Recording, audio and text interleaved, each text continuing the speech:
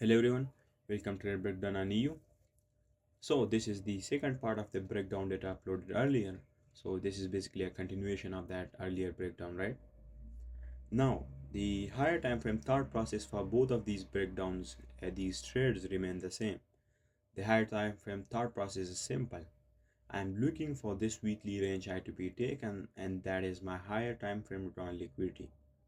And you can see we've been consistently moving higher towards that higher time frame objective, and on the way we've been making higher highs and higher lows, and most importantly we've been breaking above highs and rejecting below lows, which shows that the markets are indeed in a bullish market condition and bullish market structure, and the order flow is extremely bullish. We've also been making new dealing ranges every time, and you can see that every one of these expansion swing and dealing ranges, what price did is price made sure that at first of all retrace back to our discount key level to rebalance the whole range before moving higher, right? This is exactly how price moved over the past few months and past few weeks, right? This is exactly how price moves. Now your best entries are going to be inside the discount region of the bullish dealing range, right? In a bullish market. And similarly, in a bearish dealing range, you would want to look for entries in the premium region, right? Now the entries that I've been sharing with you in these breakdowns are all intraday trades, right? And intraday setups, right? And I know that every one of you has a different style, different taste and appetite, right? And I don't want to force a particular trading style on you, because that's up to you to decide. And you're going to do that by doing a self evaluation and making sure that you've tried out all sorts of trading styles, and you know the ins and outs of your psyche and psychology, and how you can manage different stress scenarios, and how good you can manage it while being at an optimal performance level, right? You're gonna find that out only if you try out every single one of the trading styles, and only then you'll be able to make an informed decision for that, right? If you've just chosen this intraday style because you've seen ICT do it or any other trader do it, or you've watched these trade breakdowns and you've seen me take intraday trades, and you've decided to choose this intraday style based on that, then that's not a proper way to do it, right? The proper method is to try out every style and method, and then see which one suits you the best, which one suits your psyche and psychology the best, because everyone has a different style, right? Everyone has different risk tolerance and stress tolerance. Some of us might be more suitable for intraday trades, and we won't be that good with scalping. Other traders might be good with scalping and might not be good with holding trades for longer, right? And the only way you're gonna find that out is by actually trying it out, right? I myself have tried out every single trading style that there exists. I've tried out swing trading, I've tried out day trading, scalping, intraday trading, everything, right? I've literally tried out everything. Now, by trying out, I don't mean that I've just taken a few trades with them, right? By trying out, I mean that I've traded those styles for months, right? I've traded those styles for months, and I've taken hundreds of trades, and then I evaluated and gauged my performance throughout all of those data, all of those trades, and all of those styles. And then I compared it with each other and saw how I performed with every single one of those styles, right? And then I saw and I concluded that the one that I had the most confidence and the most suitability in was intraday trading. And that's why I decided to end up with intraday trading. And now you can see all the trades that I take are based on intraday charts. And it has been treating me fairly good since my last few years of profitability. Now, for some of you, this exact style might suit you as well, right? But for others, they might be a bit more suited for swing trading or even scalping, because they might not be able to hold trades for longer than few hours, right? And for those people, they're gonna find that out once they do a self evaluation and once they get to know themselves. If you don't know yourself, if you don't know how you perform in different scenarios and what is your risk tolerance, if you don't know these things about yourself, then you're not going to be able to find the proper system and style for yourself, right? That's why the profitable traders are different from the average amateurs, right? Because the amateurs think that it's all about technicals and learning new system and models, but the profitable and the consistent and the professional trader knows that it's more about knowing yourself, right? It's you versus you and me versus me, right? I'm my own opponent in this game, right? The only way I'm going to succeed is if I get to know myself and then I fight my demons, right? And I don't let my inner self and my psyche mess up with my performance, my trading performance, and I stay disciplined at all times, and that would lead me to be consistent in my approach and my analysis, my executions, everything, right? And there and that way, in the long term or a long period of track data and a long period of time, I'm going to make sure that I always end up being profitable because I know that I have an edge over the markets, and that edge perpetuate itself in the form of CRT, in the form of me doing all of these analysis in such a logical framework and logical fashion, right? I know that that particular approach and that particular style brings me an edge, and that edge makes shows that over a long period of data, at the end of each month, at the end of each year, I always end up being profitable and bring profits to my pockets, right? That's exactly what trading is about, and the only way I'm going to achieve that is by making sure I know myself, I stay disciplined at all times, and I consistently trade my system without being afraid of executing it or without being greedy and over trading, right? You have to keep a fair balance. You must write these down, right? Now, the things that I'm sharing with you in these trade breakdowns stays the same for all sorts of trading style, right? Doesn't matter whatever or whichever style it is. The things that I'm teaching with you, the frameworks that I'm teaching with you, it can be replicated on any time frame. The only different between two different styles, a trading style, is the difference and their time frames and the difference in the amount of time a candle is formed. For example, for me as an intraday trader, I am more suitable for intraday charts. So my main time frames are the daily, weekly, 4 hour and 15 minute. Right? I'm using the same approach. Now you can replicate the same approach for a different time frame alignment or different time frame selection, right?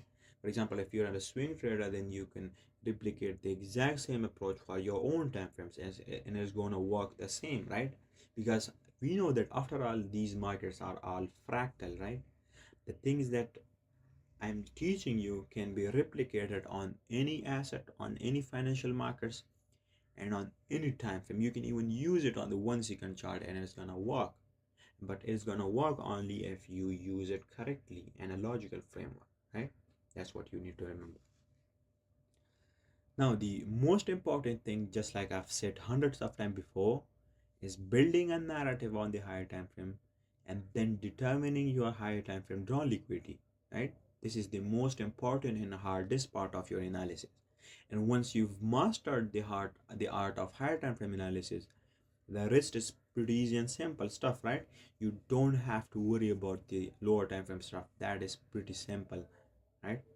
The thing that that you must focus on the most is making sure that your higher time frame analysis is on point and you always know that where the market is going to be headed, so that way you'll always end up being on the right side of the markets, right? Now in CPI, I'll make sure to share with you all styles of trading, right? The different styles of trading with different models and entry setups that each one has, right? I'll share with you all of them so that you could try them out and then decide which one is yours truly and which one suits you the most, right? Now, your entry system or model is pretty simple, right? You must have objective protocols for taking entries and then objective criteria for putting stop loss and targets, right? That's it. You must have simple objective protocols and criteria for how you're gonna take entry, where are you gonna put your stop loss and targets, and that's simple, that's easy, right? And you're gonna make sure that you position yourself towards the higher time frame drawn liquidity. That's it. And then you must combine it with a proper risk management plan and a trade management system, right? And then you're going to use it conjunctively together in a proper framework, and that is going to be your whole trading system. And then the rest is making sure that you consistently follow it with a proper trading routine, and you don't divert yourself from that, right? Now, I can confidently say that it's your first time seeing someone actually using a logical framework, both on the higher time frame, lower time frame, and even including on the entries, right? I'm the only person in the trading community that teaches you in such a logical fashion, right? And you can agree with me on that. I've seen hundreds and hundreds of mentors, including ICT. I've literally watched all of his stuff, right?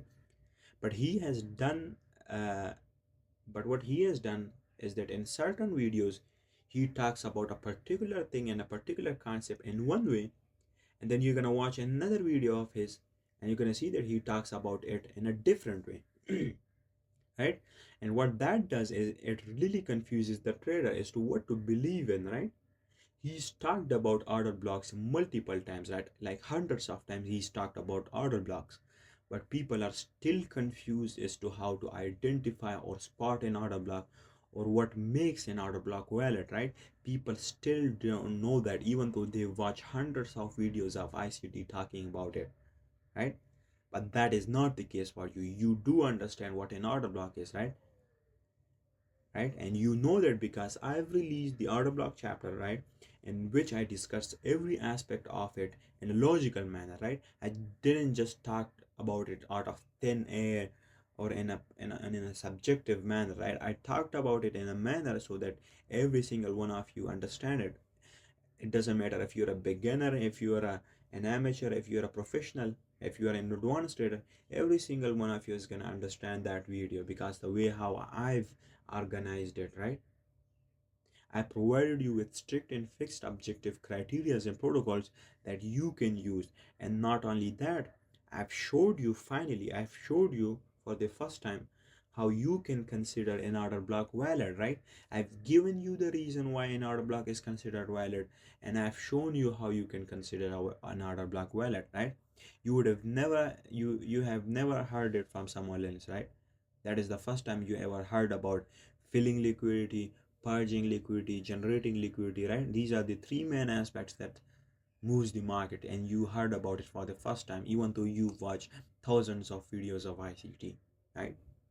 So there's that. And you can see since CPI, every single one of you haven't had a single problem with finding order blocks and even with the other concept, and you learn it to its full extent, right? I provided a logical and effective framework that fucking works, right? Now, in the same manner, every single concept that I'm going to share with you in CPI is going to be explained and given to you and taught to you in such a manner, in such a logical fashion, right? There's going to be no subjectivity involved, and everything will be made sure to be objective, repetitive, consistent, right? And consistent throughout CPI, right? That's going to be the main aim and goal for CPI for me. And then maybe even at the end, some of you might get an opportunity and a chance to have a one-on-one session with me, right? Oh, so I can assure you that uh, while being in CPI and completing CPI, this is going to be one of the best decisions you will ever make, right? And you can already see the fruits reaping for that, right? You can already see them, and it's not stopping anytime soon. We've just only had two levels, right? We've just started level 3, and level 3 I'm going to discuss time in such a manner that your whole perspective is going to change, right? Okay, that was enough for that. Now getting back to the charts, here you can see that I had already determined my drawn liquidity to be higher, and on Tuesday we closed right below the weekly range high, right? So even when the Wednesday's candle opened, I still decided to look for longs because my higher time frame dollar liquidity was higher, right? And then that was my like higher time frame thought process. You've already seen the other aspects of it in the breakdown that I uploaded earlier. Now let's go to the 4 hour time frame to see how I found a CRT there and how I managed to position myself and a CRT towards the higher time frame ground liquidity. So on the 4 hour, you can see we opened in the same way as yesterday. And first of all, we had this CRT candle. Price first of all took out the CRT high, and then my target for the first half of the day was for price to take out this CRT low, and then I expected an expansion from there, right? And I decided that I would take my entry on the intraday charts once this CRT low is taken, and then we're gonna reverse from there, right? You can see price came down below and almost took out the CRT low, but it struggled for the first few hours to take out the CRT. But I still expected it to be taken because of two reasons. First of all, I wanted to see a KOD or kiss of death sequence there, because we know that before a higher time frame down liquidity is reached and taken, there always a KOD on the higher time frame and lower time frame, which is basically a move into the soup in the counter direction. So I expected that there. And then another reason is that I did not see any SMT with GU and DXY at that time, which meant that this low isn't protected and it could be potentially taken. That's why I kept looking for this low to be taken before taking any entries here. I did not took any entry there, right? Then with this CRT low was taken, we had then an SMT with DXY after this CRT low was taken. And what happened is that DXY did not took out the CRT, but EU did. So that increased the probability even more, right? So based on all these factors, I decided to take an entry there once the CRT low was taken. Now remember, yesterday I decided to look for another CRT instead of looking for that CRT low to be taken, because I saw an SMT there with DXY, and that's why. But here there wasn't any SMT with DXY at that time. That's why I still expected that low to be taken on Wednesday, right? And another reason is the KOD sequence. So right here you can see that once this CRT low was taken, we had the KOD sequence, and I then started looking for an entry on the lower time frame, on the 15-minute time frame, right? Now let me give you a homework for you. It's a homework for you to tell me how did I took an entry there on the lower time frame and what were my trade protocols, right? Now you also have to show me the two different entry setups, models or styles that I've taken that I could have taken entry with, right? One is the model one entry and the other one is the turtle soup entry. You have to show me the setup for each one of them, and that is a homework for you, right? One is the model one entry and the turtle soup entry. You have to show me that. That is a homework.